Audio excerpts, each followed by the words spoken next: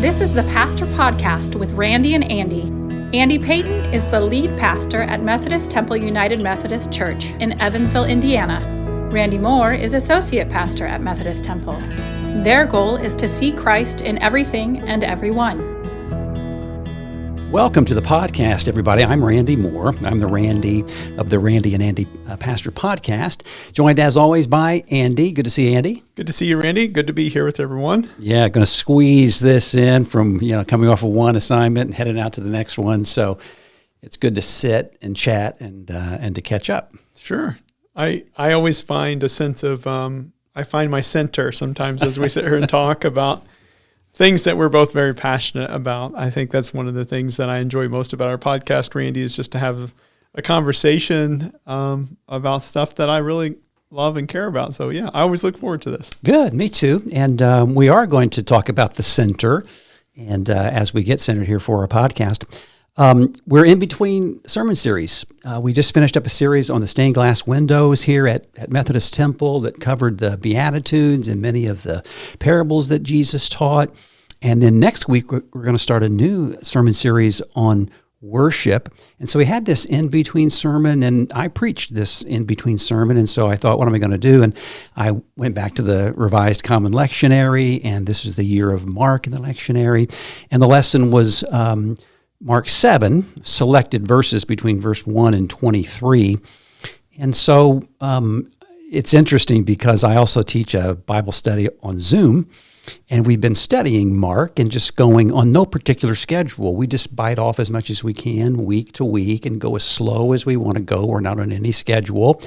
And it was one of these synchronicities, one of these God moments that the lectionary was at 7:1 in Mark, and we reached 7:1 in the study last Wednesday. So it was kind of cool the way that had happened.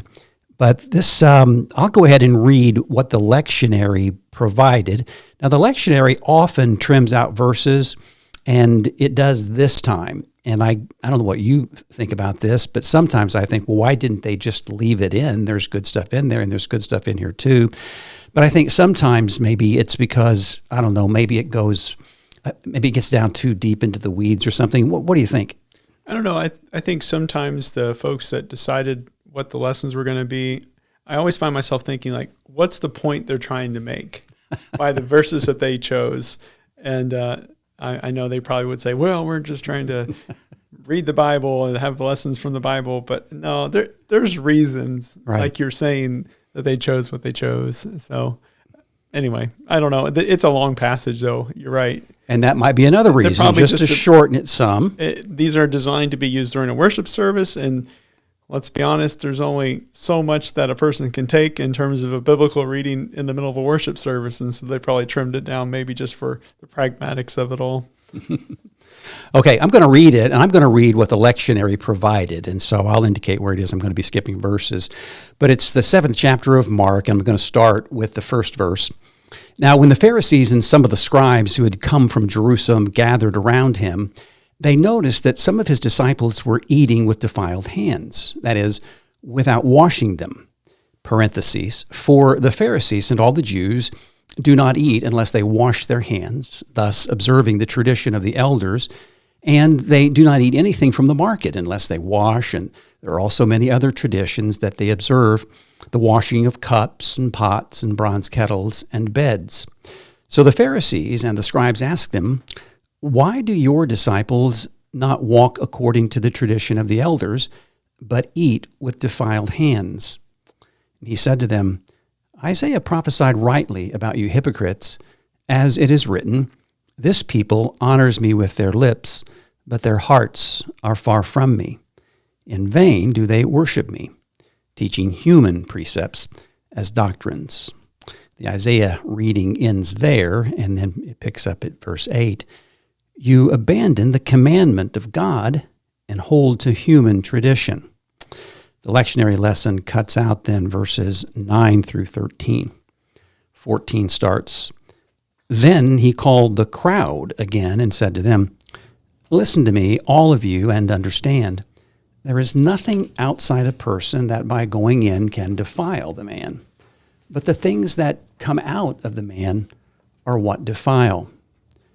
Okay, verses 17 through 20 then are deleted, picking it up and finishing this lesson, 21 to 23. For it is from within, from the human heart, that evil intentions come: sexual immorality, theft, murder, adultery, avarice, wickedness, deceit, debauchery, envy, slander, pride, folly. All these things come from within, and they defile a person. I was in a small group study for 25 years, and I would still be in the study if my schedule hadn't changed at work at the television station. I could no longer attend that group. But that group was made up mostly of pastors, and I wasn't a pastor at the time. It was really, really intimidating, but it was such a tremendous thing. In the end, it's a big reason why I am a pastor today.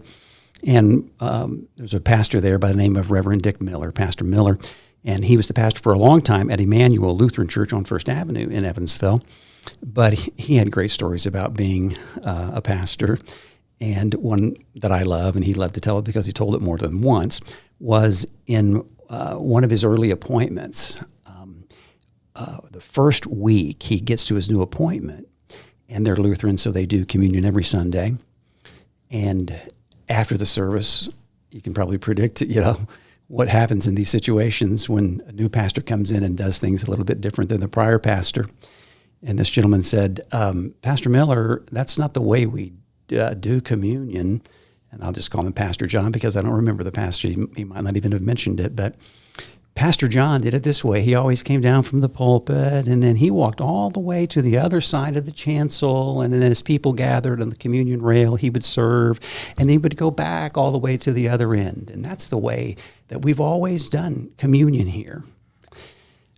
Reverend Miller told me that as he was relating this story in the group, that he ran into Pastor John later, and he asked me, he says, what was it about the way you do communion? And he described what the gentleman described to him. And he said, there was carpet up there on the chancel, and as I was preparing for communion and shuffling around on the carpet, a charge of static electricity would build up in my body, and so there was a heat register on the other side of the chancel.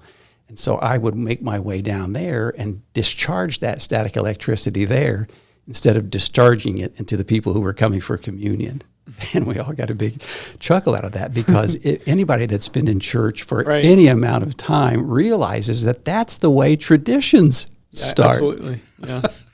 And they had a good reason for doing it, like you said in your sermon, and then they forgot about the reason they were doing it, but they keep doing it too. I guess there's some sort of, a sense of security in the predictability of things. There absolutely is. I was thinking as I was driving over, and I almost did this in the sermon to, poll the people about what are the traditions in our church. But one of them that's obvious is that we traditionally pray the Lord's Prayer every Sunday. Yep. Well, that's comforting as all get out to read the same prayer Sunday after Sunday and to know you're going to do that. Right. And so those things that we call rote, like that's automatically bad, it's not automatically bad. And these traditions are good, but they miss the heart of the matter. And the heart of the matter is communion with God and communing with each other. And this is what Jesus ran into. Of course, it was on a larger scale. The traditions we're talking about didn't have their basis in static electricity. But Jesus himself said that what you're doing here is really not God's commandment. This is a human creation. And so that's the reason for the illustration there. But Jesus answers these scribes and these Pharisees. He actually answers them, and then with the very same answer in slightly different words, he answers the crowd, and then he answers the disciples, which is his teaching pattern. And so the scribes and the Pharisees are essentially there to accuse him by questioning why the disciples don't walk according to the tradition. And he's their leader, he's their rabbi, so it's really a criticism of him. And so, why do they eat with defiled hands? Why don't they wash their hands? And then this is a point that you can't miss, especially 3 years ago when this came up in the lectionary, and the lectionary is on a 3-year cycle.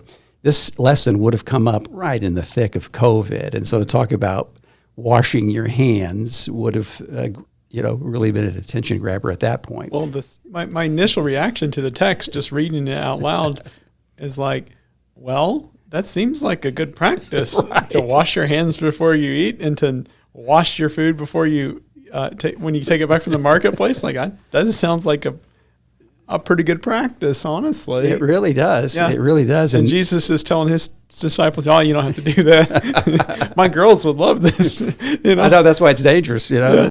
In that sense, Scripture can be dangerous. But of course, he's talking about this ceremonial washing. And in fact, one of the translations includes the word ceremonial where others don't. But it wasn't about hygiene. You hope to think that washing your hands was happening anyway, even with the ceremonial washing. But anyway, what he was talking about wasn't hygiene. He was talking about that this had become a ceremony. It had become a ritual. It had become a custom. And there really is nothing in the Hebrew Scriptures that requires everyone to ceremonially wash before meals. Even our text said that only some of the disciples didn't wash their hands. So some of them must have been, washing their hands. And so Jesus answers first to the Pharisees and the scribes, and he does so by quoting Isaiah. He says, Isaiah prophesied rightly about you hypocrites, as it is written, this people honors me with their lips, but their hearts are far from me. In vain do they worship me, teaching human precepts as doctrines.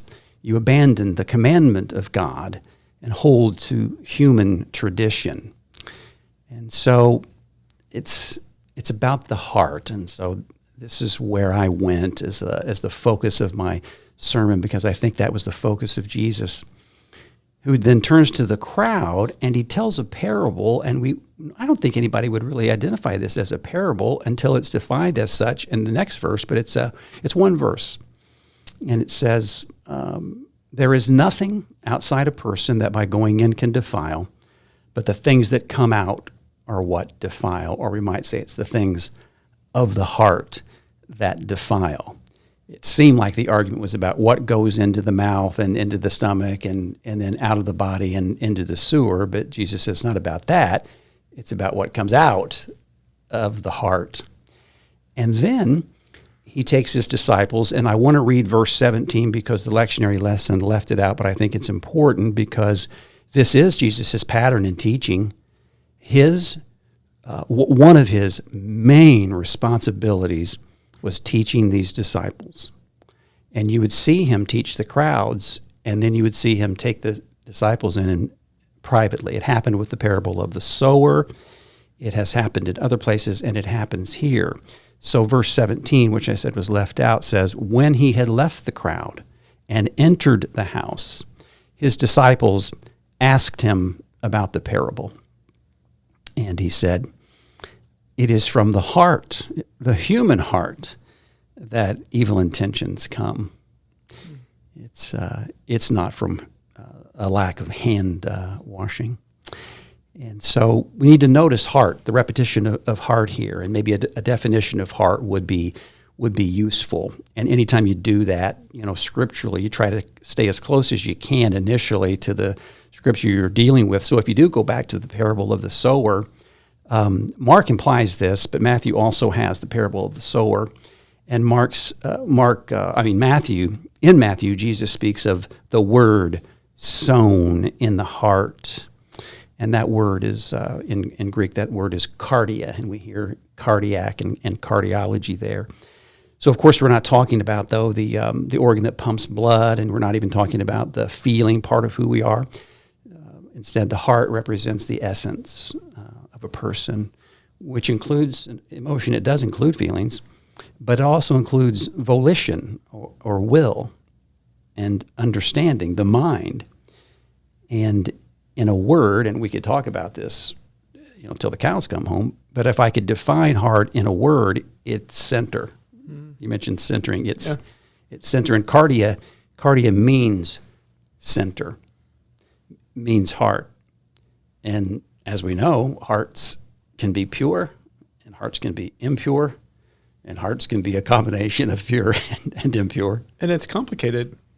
Because if you look into your heart, if a person goes into their inner self, there's all kinds of things going on within all of ourselves. And then for me, Randy, when I read that lesson from the lectionary, and Jesus, he just says all these, you can't do this, can't do that, and it's all come from your heart. Well, what if that's going on in my heart? And I didn't want it to happen. It's there. Yeah. And so then if you're not careful, you kind of come away feeling a little bit of shame or maybe even guilt too. Uh-huh. Yeah. That's one of the real struggles anytime I hear the word heart in the Bible, because it's just such a mysterious word. I don't know if you've had that experience or not. And then how do you preach on it as well? Yeah. Well, what we do, not just as pastors, but we're certainly guilty of it, but I think we're all guilty of realizing the condition of our heart and what might lie in our heart.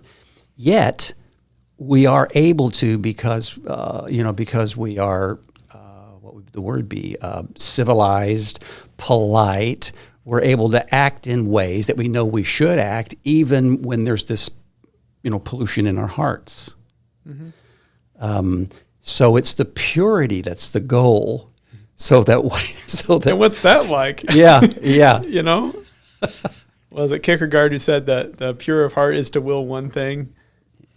And I've always struggled with that one too. I'm like, because I don't know, I have a lot of different motivations in me. So anyway, I find it to be a challenge, really. It is. Well, this whole sermon is a challenge to the point where, it's one that you might choose, not even to preach. But I mean, as I'll get to, there's good news at the end of it. So Jesus then has this catalog of vices, right, which are common in the New Testament and the Old Testament. They're common in Greek literature. But Jesus essentially says defilement doesn't come from not washing our hands. It comes from the human heart. And then he says it's sexual immorality, theft, murder, adultery, avarice, that's greed, wickedness, deceit, debauchery. That's an awful word, but that's a great word. Debauchery, I think, is just an excess of desire for sensual pleasures, envy, slander, pride, and folly.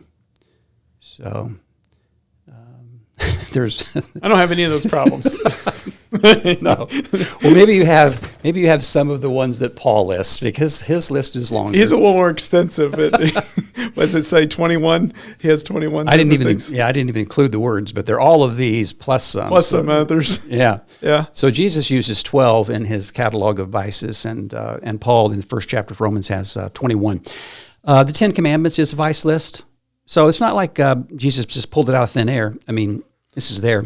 Well, it seems like what happens in the ancient world is they have these 10 commands, and then there's not a lot of direction as to how one lives into them. Where are the limits? Where are the lines? Where are the boundaries? And what you see Jesus and the Pharisees in this moment doing is they're kind of debating over, like, where are the lines? Where are the boundaries on how we live into these commandments? These 10 commands, really. Mm-hmm. And so obviously Jesus takes a more, I don't know what the word would be, open approach to how to live into them. And the Pharisees are a little more strict maybe on how they live into them. Mm-hmm. They're kind of like asking the same question, but they're coming up with different answers on how they live into it. Yeah. Hey, you brought up Pharisees, and don't let me forget before we finish to come back to that, because we had the conversation off mic last week about the Pharisees.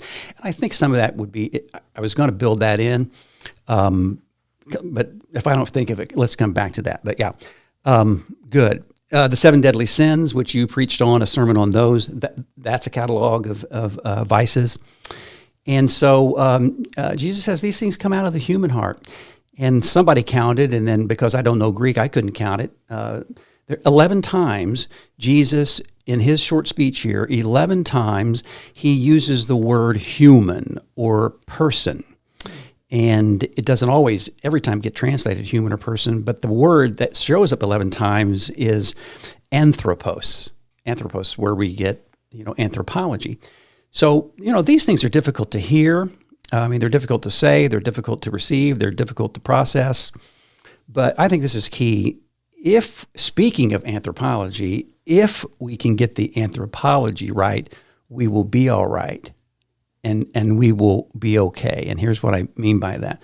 In Genesis, there are two creation stories, not just one.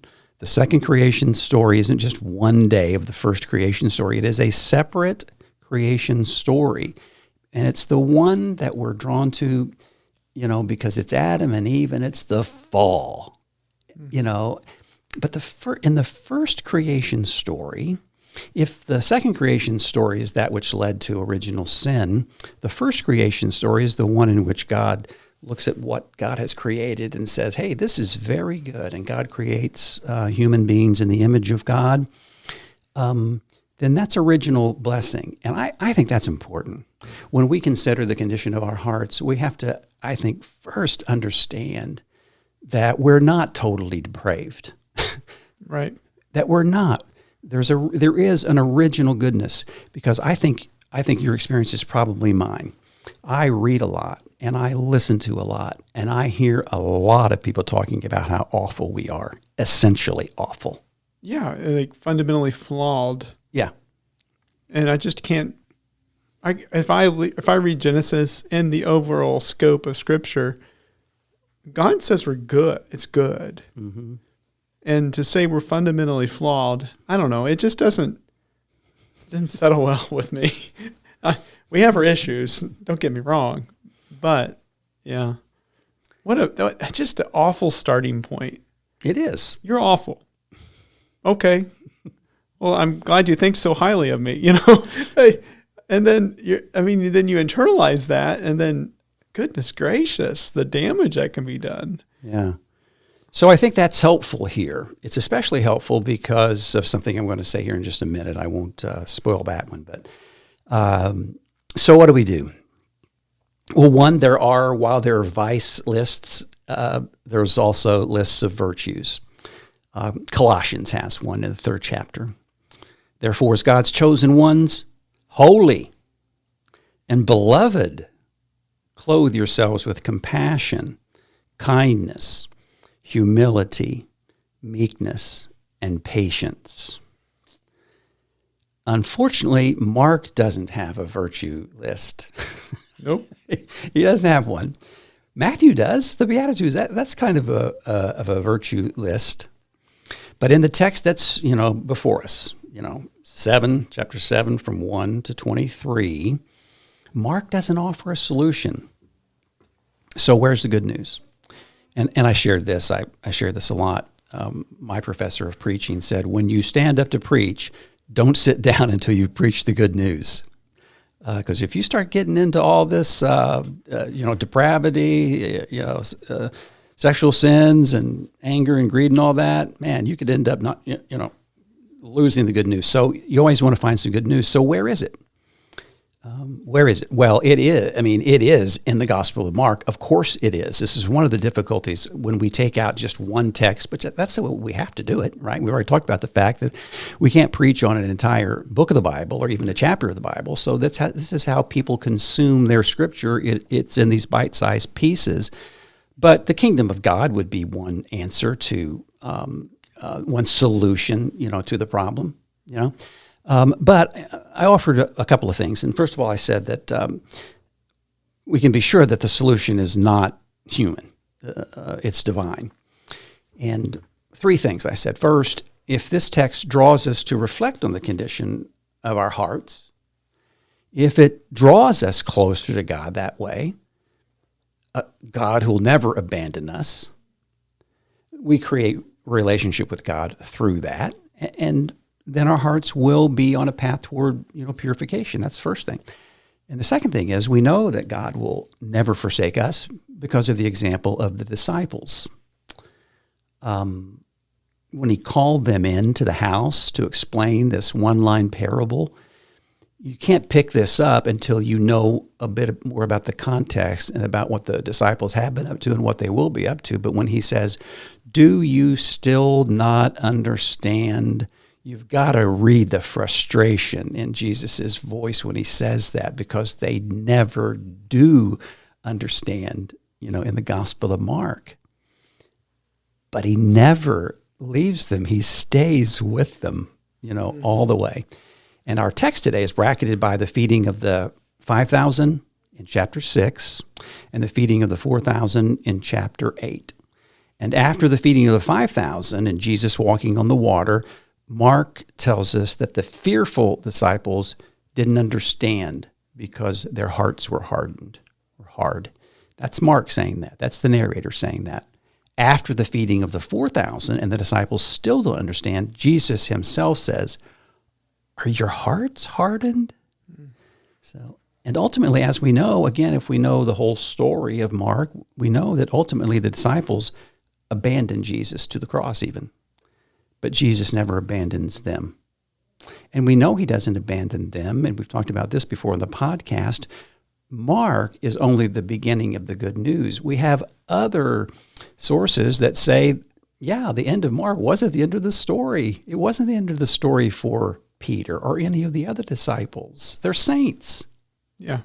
They're saints. We wouldn't be having this conversation if it was the end. Right. They kept the message going. Yeah. Yeah. And finally, my third point I wanted to leave, a point that speaks good news, is communion itself. Bread is huge in this section. This is a complete section of Mark, from the first feeding of the 5,000 to the feeding of the 4,000. That's one unified section. And verse 2 here says, they noticed that some of the disciples were eating with defiled hands. In the Greek, eating is literally eating the loaves. Ding, ding, ding, ding, ding. We're still talking about bread. Mm-hmm. And the feeding of the 5,000 and the feeding of the 4,000 says Jesus feeds hungry people. And here in this story, which comes right in the middle of this big section, something's going on in the life of God's people that is setting up barriers between people and them eating bread. And so our communion... Do you think Mark is spiritualizing it? It's almost parabolic. Yeah, I think so. Like, yeah. Mm-hmm. The religious folks are centered in the physical, mm-hmm. in the material.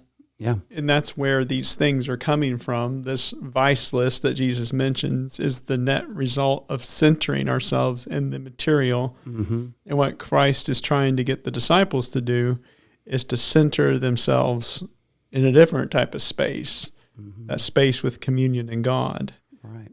And that's kind of it's the metaphor, it's the symbol of this whole passage, maybe. Mm-hmm. Maybe, I don't know. Yeah. The Greek always has more story to tell than what the English translations do. That's why you got to be careful with literalism, because, people say they literally believe the Bible, and I'm like, yeah, but the problem is you're not reading the literal Bible then. You're reading an English translation of usually a Greek translation or a Hebrew word. And and sometimes the best we can do is read several English translations. And to kind of get the nuance then. Mm-hmm. Mm-hmm. Yeah. Or you learn Greek, and even that won't do it totally. But yeah. No, because the Greek language is hard to understand too. Yeah. I'll just attest to that every weekend. I'll try to be like, what's that word mean? I don't even know what that word means. And then off the deep dive, I go into Bible dictionaries and Greek dictionaries, and I'm not sure I always understand it. So mm-hmm. It's helpful also to see where the words appear in other places too. Oh, yeah. Sometimes the same word is used in different places in the New Testament. Mm-hmm. That happens. That helps define the word and it's used differently sometimes, and you're like, oh, that's what it means. Okay. Mm-hmm. Yeah.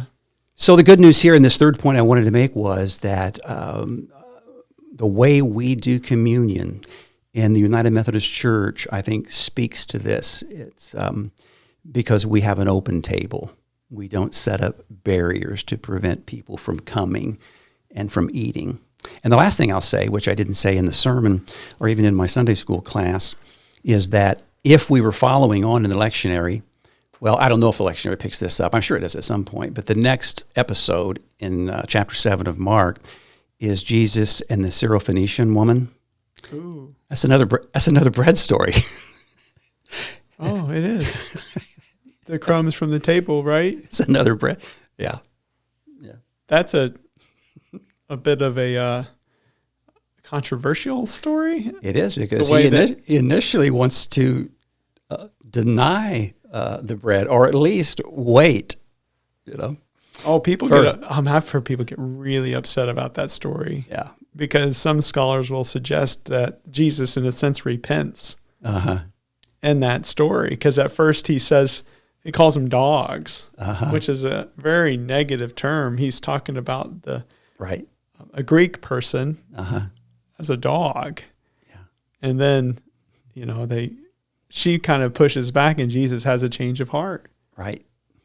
I mean, and that's a challenging thing to think about with Jesus, because a lot of times we'll elevate the divinity of Jesus and not the humanity of Jesus. But in Jesus' humanity, some would argue that he's showing us this is what it means to be tuned into God, that sometimes we change and we adapt and we are transformed. And I probably shouldn't open this up, because I could go on and on. I know, I can just see it on your face, Randy. Yeah.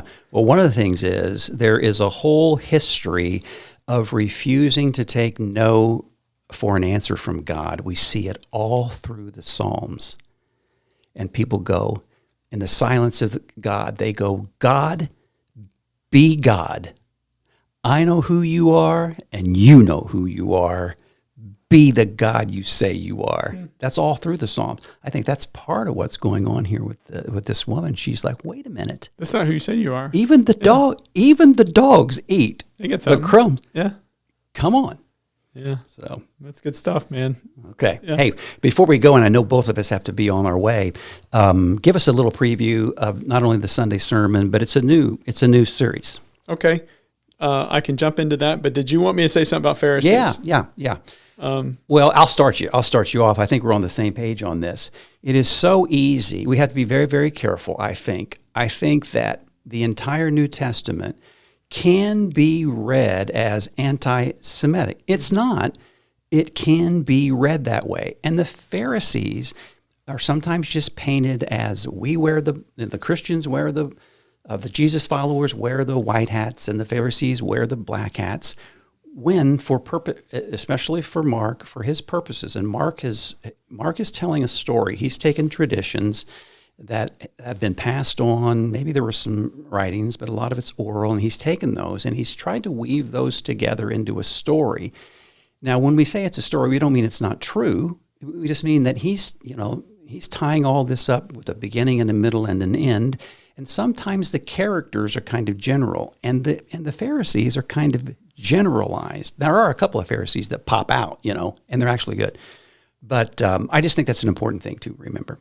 Yeah, we have to be very, like you said, very careful when we use even the phrase like Pharisaic, for example. Right. Yeah, it's has such a negative connotation. Yeah. And I mean, in the Bible, though, in the New Testament, there are Pharisees that are viewed very positively. Mm-hmm. Nicodemus is a Pharisee, positively. Mm-hmm. Paul is a Pharisee, and he doesn't say how horrible or awful it was to be a Pharisee. No, he kind of claims like, I was without blame. I really did this well, that kind of thinking. Right. I don't know. It just, you said it well, like it has a tendency to go anti-Semitic if we're not careful, especially as we get into John's gospel. Particularly, things are getting negative. And I think what we're seeing a little bit is the historical context in which these gospels are being written. And there was a competition between the Pharisaic Jews and the Jesus Jewish people, the Jesus Jews in a sense. And so they have a different understanding on how to live out the commands. And there's going to be some friction there. But nevertheless, I think the Pharisees are, by and large, they seem pretty good.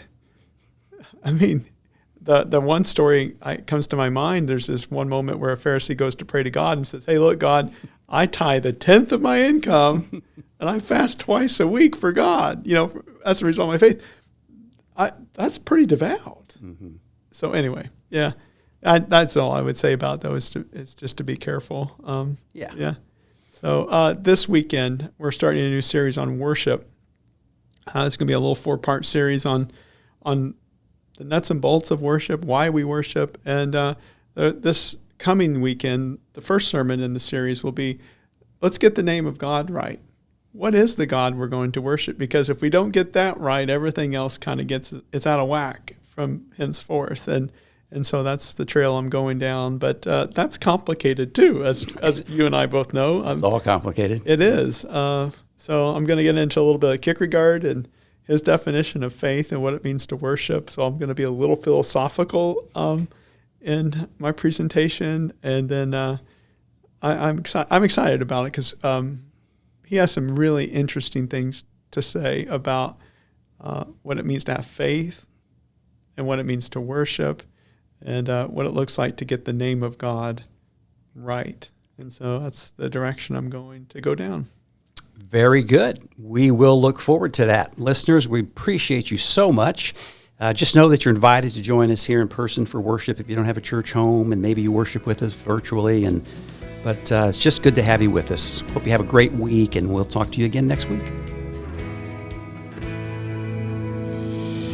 This has been the Pastor Podcast with Randy and Andy. You are welcome to join us at Methodist Temple in person or online. Methodist Temple is at 2109 Lincoln Avenue in Evansville, Indiana. Our traditional Sunday morning worship service is at 8:30 with our contemporary service at 11. Log on to our website at methodisttemple.church. We see Christ in you.